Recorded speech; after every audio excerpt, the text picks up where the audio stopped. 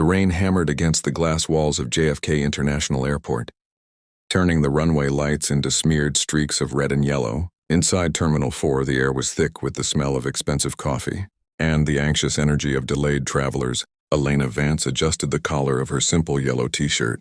She was exhausted. It had been a 72-hour week negotiating a merger in Tokyo, followed by a red-eye back to New York, and now a connecting flight to London for a charity gala. She didn't look like the cover of Forbes. She didn't look like the woman who had just quietly acquired a controlling stake in a major lithium mining operation. She looked like a college student who had overpacked and underslept. She clutched her boarding pass, digital on her cracked iPhone screen, and a cup of lukewarm tea. She wasn't traveling on her private jet today. Her Gulfstream G700 was undergoing unscheduled maintenance in Teterboro, forcing her to fly commercial. It was a rare inconvenience, but Elena didn't mind. She liked observing people. It kept her grounded first-class and Diamond Medallion members. "We are now inviting you to board," the gate agent announced, her voice crackling slightly over the intercom. Elena stood up, stretching her legs. She was wearing her bright yellow t-shirt and comfortable joggers. She picked up her duffel bag, a scuffed leather weekender that happened to be a vintage Hermes worth more than most cars, though you wouldn't know it from the lack of logos, and joined the priority lane. Ahead of her, a woman was making a scene about the size of her carry-on. She was a pale white woman, dressed in a luxurious high-end blazer that screamed opulence. She had a designer roller bag in one hand, and a phone pressed to her ear in the other. This was Victoria Sterling. Victoria was the kind of woman who believed the world was a customer service department, and she was the only one with a complaint ticket.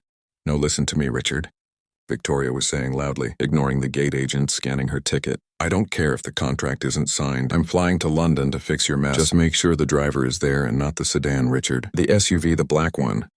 She snapped her phone shut and breezed past the gate agent without a thank you. Elena stepped up next to the agent. A tired-looking man named David smiled kindly. "Passport and boarding pass, please." Elena held up her phone. "Here you go." "Tough night." David sighed. Scanning the code, the machine beeped green. He glanced at the screen, then did a double take at Elena. "Seat 1A, welcome aboard." "Miss Vance, thank you for your business." Elena walked down the jet bridge, the cold damp air seeping through the gaps. She just wanted to sleep. She wanted to put on noise-canceling headphones and wake up in Heathrow. She entered the aircraft, turning left toward the first-class cabin. It was a Boeing 777 configured with the new lie-flat suites. It was luxury, silent, and dim. She scanned the numbers, 1F. Undina. Elena stopped. There was someone in her seat. Victoria Sterling, the white woman in the luxurious high-end blazer, was already settled in 1A. She had her shoes kicked off and a glass of pre-departure champagne already in her hand.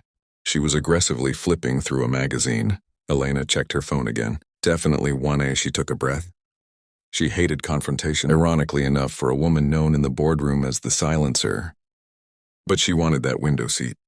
"Excuse me," Elena said softly. Victoria didn't look up, ma'am. Elena tried again, slightly louder. Victoria sighed, a long, dramatic exhalation of air, and slowly lowered the magazine.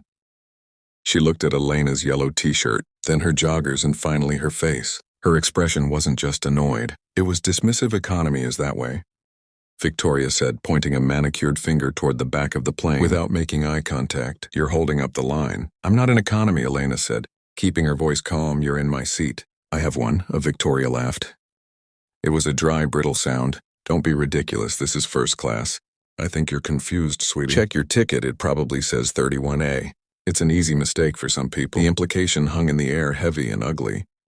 Elena didn't flinch. She had dealt with men who tried to bankrupt her companies for sport. A rude woman was a minor annoyance. "I can read, actually," Elena said, her voice cooling by several degrees. She held out her phone. "Seat 1A. Elena Vance, that's the seat. You're going to have to move." Victoria didn't even look at the phone. She adjusted her luxurious high-end blazer and took a sip of her champagne. "I am comfortable. I am a Platinum Elite member with this airline. I have flown this route for 10 years. I always sit in 1A if there was a double booking. That is the airline's fault, not mine. Go find an empty seat in the back." "That's not how this works," Elena said. "This isn't a double booking. You're in the wrong seat." Other passengers were starting to settle in. A businessman in 2A was watching over the top of his spectacles. Tension in the small cabin was rising. A flight attendant, a young woman named Sarah, hurried over. "Is there a problem here, ladies?" "Yes," Victoria snapped, finally turning her full attention to the flight attendant.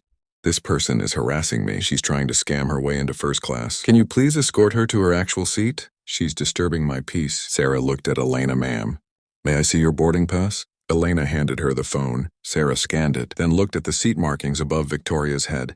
She frowned. She checked the tablet she was holding. Miss Sterling, Sarah said, her voice polite but firm. This is Miss Vance's seat. You are assigned to seat 4D. That's an aisle seat in the center section. Victoria's eyes widened. Excuse me? Your seat is 4D. You need to move so Miss Vance can take her seat. Victoria slammed her magazine down. I'm not sitting in the middle. I requested a window. Do you know who I am? My husband is a senior partner at Blackwood & Associates. I demand you fix this. There is nothing to fix, ma'am. Sarah said, her patience thinning. You're in the wrong seat. Please gather your belongings. Victoria crossed her arms, the fabric of her luxurious high-end blazer bunching at her elbows. No, the cabin went silent. I beg your pardon, Sarah asked. I said no, Victoria hissed. I'm seated, I'm not moving. For someone in a yellow t-shirt who probably used stolen miles to get a ticket. Look at her, she doesn't belong here. It's a security risk. Elena's eyes narrowed. The air in the cabin seemed to drop. The businessman in 2A gasped quietly. Ma'am, that is inappropriate language, Sarah said, shocked. You need to move now. I am not moving, Victoria declared, her voice rising to a shout. If she wants to sit in first class so badly she can take 4D. I'm doing her a favor. She should be grateful she's even on this plane. Elena looked at Victoria, really looked at her. She saw the fear behind the arrogance. Victoria was banking on the system, protecting the white woman in the luxurious, high-end blazer over the woman in the yellow t-shirt. Elena smiled. It wasn't a nice smile. It was the smile of a predator watching prey walk into a trap. You're refusing to move, Elena asked quietly. Get away from me, Victoria spat. Stewardess, get the pilot. Get security, get this trash out of my face. Victoria's mouth fell open. She looked at Elena standing there in her yellow t-shirt, looking bored. Owner, Victoria squeaked. Elena Vance, the captain said. CEO of Ethelgard, she owns the plane. She owns the fuel. She owns the seat you were warming, and you just grounded her flight. From the front, the heavy thud of the door opening echoed. 2 Port Authority police officers squeezed through. They were large men in dark blue uniforms with tactical belts. Captain Harrison, we got the report. One officer said level 2 disturbance.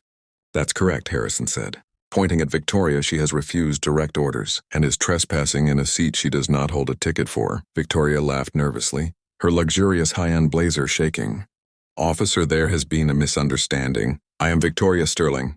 My husband is Richard Sterling of Blackwood & Associates. The officer didn't smile, ma'am. I don't care who your husband is. You need to grab your bags and exit the aircraft immediately. I will not, Victoria screeched. I paid for this flight. You can't throw me off because some girl in a yellow t-shirt decided she wanted my seat. A collective gasp went through the cabin. Elena pushed off the wall and took a step toward Victoria. I didn't get this seat because of a quota, Elena said, her voice smooth as silk. I didn't even buy a ticket. I bought the airline and you're leaving because you're rude. In my world, rude is expensive. Turn around and place your hands behind your back. The officer ordered. No. You can't arrest me, Victoria panicked. She tried to push past the officer, swinging her designer bag. It clipped the officer's shoulder. In a blur of motion, the officer grabbed Victoria's wrist. Click, click, click. Victoria Sterling was in handcuffs. You're hurting me, he screamed.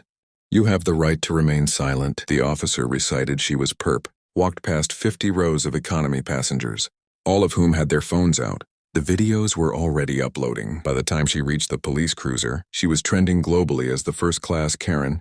Elena watched her go. Captain Harrison turned to her. Ms. Vance, I am deeply sorry. We'll have the seat sanitized immediately. Don't worry about it, Captain. Just get us in the air. Elena sat down in 1A. She closed her eyes, but the punishment had only begun. In her holding cell, Victoria finally got her phone call. She dialed Richard. Richard, I'm in jail. They arrested me. Some girl in a yellow t-shirt. Victoria, shut up. Richard screamed, do you have any idea what you've done? Elena Vance is Ethelgard. They account for 60% of our firm's revenue. I just got an email from the managing partner. I'm fired, Victoria. They're terminating my partnership to save the account. We're being sued for $50 million in reputational damage. The line went dead. Victoria stared at the phone. She had no husband, no status, and no money left. 6 months later at JFK Terminal 4, a white woman in the navy blue maintenance jumpsuit was scrubbing the floors of the economy bathrooms. Her name tag said V. Sterling. She looked up at the airport TV. Elena Vance was on the news, announcing a new charity fund for underprivileged.